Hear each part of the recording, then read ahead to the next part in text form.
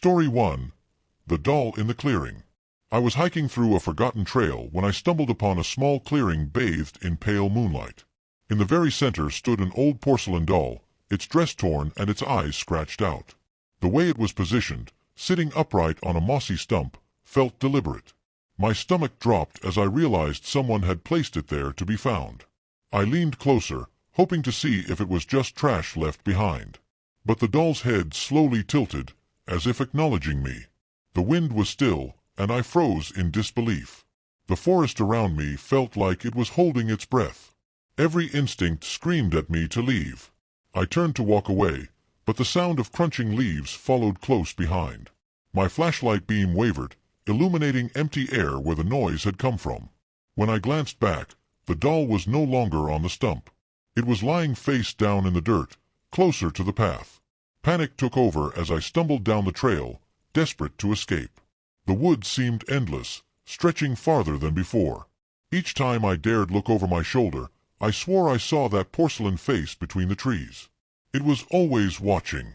When I finally broke free into the open road, I didn't stop running.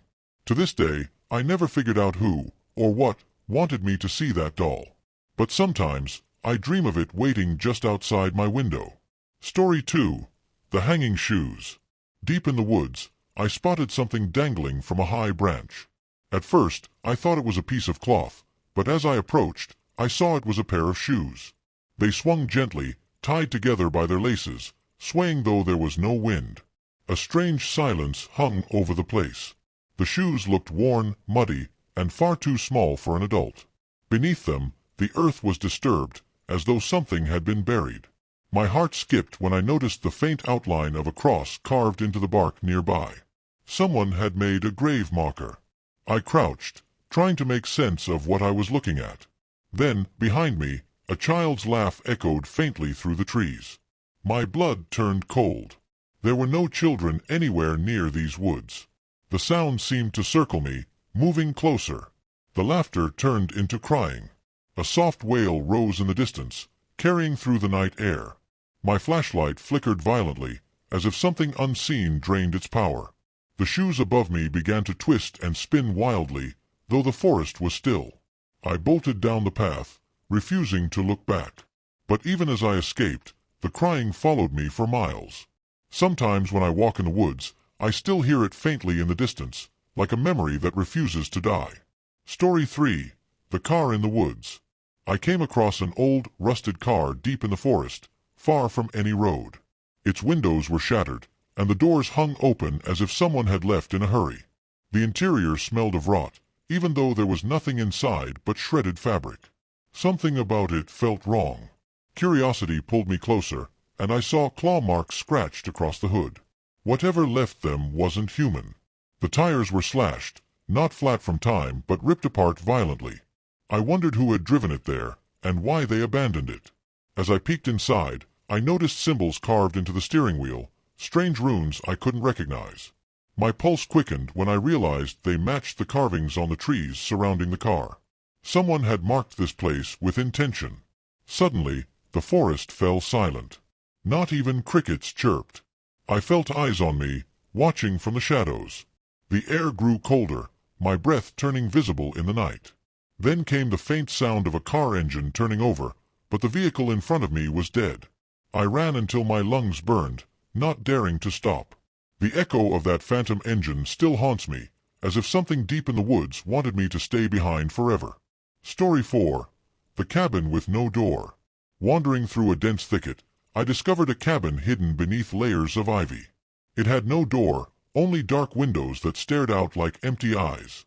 Something about the structure whispered danger. I knew I should walk away, but I didn't.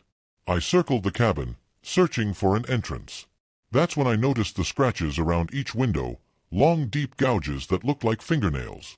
The glass was smeared with something dark. My flashlight caught the faint outline of handprints pressed against the inside. I stepped closer, trying to see in, and nearly screamed. A pale face appeared behind the glass, staring at me with hollow eyes.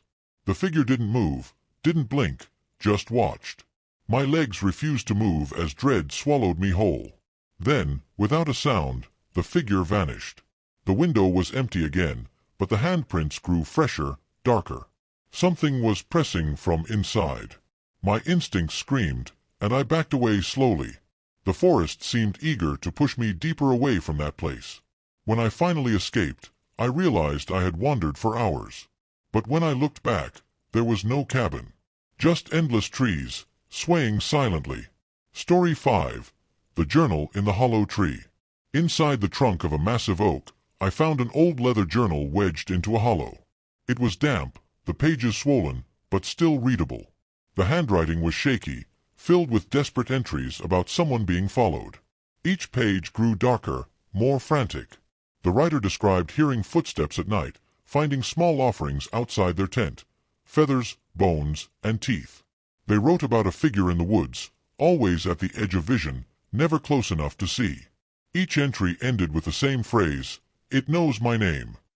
As I read further, the words became illegible, as if written in panic. The final entry was just one line repeated over and over, "It's behind me." My chest tightened as I realized how close I was standing to the very spot described. A twig snapped behind me. I froze, clutching the journal like a lifeline. My light barely pierced the trees, but I felt something shift in the shadows. The air carried a smell of earth and iron, heavy and suffocating. I stuffed the journal back and ran, never daring to look behind me. To this day, I wonder what became of the person who wrote it, or if they ever escaped the thing that knew their name. Story 6. The Silent Playground. Deep in the forest, I stumbled upon something impossible, a children's playground. Rusted swings swayed gently though the air was still. A broken slide leaned sideways, its steps covered in moss. It looked like no child had played there for decades. I approached slowly, drawn by the eerie sight. That's when I heard it, the faint creak of a swing moving on its own. The chain squealed as though carrying invisible weight.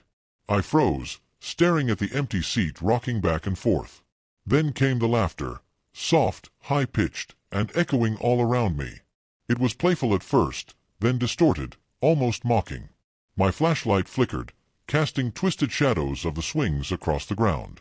The slide groaned as if something was climbing it. I turned to leave, but the ground was littered with tiny footprints that hadn't been there before. They circled me in uneven patterns, leading straight into the dark trees. My skin crawled with every step. As I ran, I heard the swing chains snap violently, as though someone had leapt from them. The laughter followed until I was out of the woods, leaving me to wonder who, or what, was still playing there. Story 7. The Red Scarf. I was hiking near dusk when I spotted a bright red scarf tied around a tree branch. It stood out unnaturally against the dark forest, as if placed to lure someone closer. My instincts warned me to ignore it, but curiosity dragged me forward. The scarf fluttered despite the absence of wind. When I touched it, the fabric was damp and sticky. I pulled my hand back, horrified to see it smeared with something that looked like dried blood. The forest seemed to grow heavier, pressing in around me. I searched the ground and found more scarves tied in a line, leading deeper into the woods. Each one was darker than the last, frayed and stained. It felt like a trail left for someone, or something. As I followed with trembling steps, a sudden snap echoed behind me. I turned to see nothing but trees, though I could swear something had moved. When I looked back at the trail, the scarves were gone. Only silence remained, broken by a faint whisper that seemed to come from every direction at once. "Keep going." I ran in the opposite direction and never returned. Story 8. The Lantern. On a foggy night, I noticed a dim lantern flickering in the distance. Its warm glow contrasted sharply with the cold darkness of the forest. Thinking it was a camper or hiker, I followed, desperate for human company. But the lantern never grew closer. No matter how far I walked, it stayed just ahead, bobbing gently as if held by an unseen hand. My breathing quickened, and the fog thickened until I could barely see my feet. I shouted, but no one answered. Instead, the lantern began to sway side to side, faster and faster, until it blurred in the mist. Suddenly, it vanished, leaving me in pitch-black silence. That's when I heard footsteps circling me in the fog. They were slow, deliberate, crunching the leaves just out of reach of my light. My chest tightened as I realized I wasn't alone. I fled blindly through the fog, crashing into branches until I found the trail. When I looked back, a faint glow lingered in the distance, waiting for someone else to follow. Story 9. The Tree with Faces. I discovered an ancient oak towering above the forest canopy. Its bark was thick and gnarled, but what chilled me was the shapes carved into it. Faces, dozens of them, etched into the trunk, each twisted in agony. The eyes seemed to follow me as I approached. Some carvings were fresh, with bark peeled back to reveal raw wood beneath. Others were so old they had blended into the tree itself, as if swallowed alive. I reached out and instantly regretted it. The surface was warm, pulsing faintly like living skin. A low groan vibrated through the trunk, deep and mournful. The faces seemed to shift, their mouths widening in silent screams. Suddenly, the ground trembled, and roots coiled upward like snakes. I stumbled back, tripping over the tangled earth as the tree shuddered violently. It was alive, hungry. I escaped just in time, but when I turned back, the tree looked ordinary again. Only the faces remained, watching silently, as if daring me to return. Story 10. The Campfire. While exploring late at night, I spotted the glow of a fire through the trees. Relieved, I hurried toward it, expecting other campers. A small fire crackled in a clearing, but no one was there. Around the flames sat 4 empty chairs, perfectly arranged. On the ground lay mugs of half-drunk coffee, still steaming as if abandoned seconds ago. My heart raced. Who leaves in such a hurry? The fire popped, and I swear I heard voices whispering in its crackle. They were faint, overlapping, impossible to understand. The chairs scraped against the dirt, shifting slightly closer to the fire. The flames grew higher, brighter, casting long shadows that twisted unnaturally. I felt the ground beneath me heat up, searing through my shoes. The air carried the acrid stench of burning flesh. I turned and sprinted, the whispers chasing me into the woods. When I finally dared look back, the fire had vanished. The clearing was empty, as though it had never existed. Story 11. The Singing Woman. I was camping alone when I woke to the sound of singing. A soft, haunting melody drifted through the trees. It was beautiful, but wrong, echoing in a way that made it impossible to tell where it came from. I stepped out of my tent, shivering in the cold night air. The singing grew louder, sweet but unsettling, like a lullaby sung at the wrong pitch. My flashlight barely cut through the darkness. I wanted to call out, but my throat froze. The melody suddenly stopped. For a moment, the forest was silent. Then I heard it again, this time directly behind me. I spun around, but nothing was there. My chest tightened as dread gripped me. Leaves rustled, and I caught sight of a pale figure in the distance. It swayed gently, as though dancing to the song only it could hear. The melody returned, rising and falling with each of its movements. I ran without looking back. Even now, when I close my eyes, I sometimes hear that same lullaby. It feels like it's waiting for me to return to the woods. Story 12. The Shadow Crossing. While walking a narrow trail, I noticed something moving ahead. A shadow darted across the path, but there was no one there. It was tall, impossibly thin, and it didn't belong to anything. I froze, my heart hammering in my chest. The air grew colder, and the silence deepened.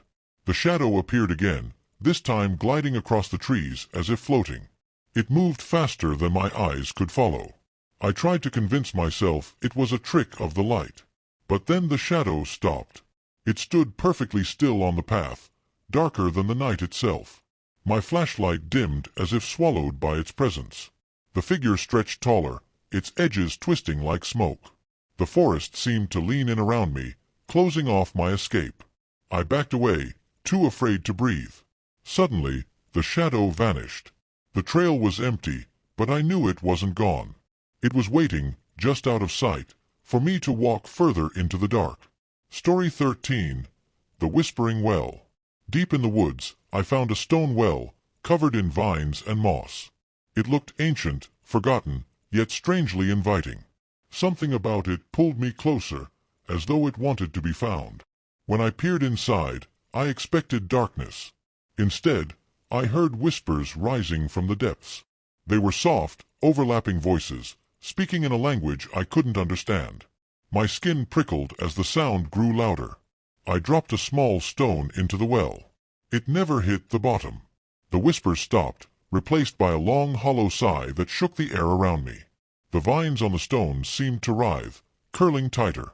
Leaning closer, I caught a glimpse of movement, shapes shifting far below, just beyond sight. My reflection in the water rippled and twisted, changing into a face that wasn't mine. Terrified, I stumbled back and ran. But ever since, I've had dreams of that same face staring at me from the darkness below. Story 14. The Broken Tent. While hiking, I stumbled upon an abandoned campsite. A torn tent sagged under fallen branches, its fabric ripped open as though something had clawed its way inside. Scattered belongings lay around, clothes, a backpack, even food. I called out, but no one answered. The sleeping bag inside was shredded, stained dark with something I didn't want to identify. My chest tightened as I realized whoever camped here left in a hurry, or never left at all. The deeper I looked, the stranger it became. The tent poles were bent from the inside out, as if something had forced its way through. The forest around the campsite was eerily quiet. A sudden snap of twigs broke the silence. I spun around, my flashlight sweeping the trees. For just a moment, I saw two glowing eyes staring back at me. Then they blinked out, swallowed by the night. I didn't wait to see what it was.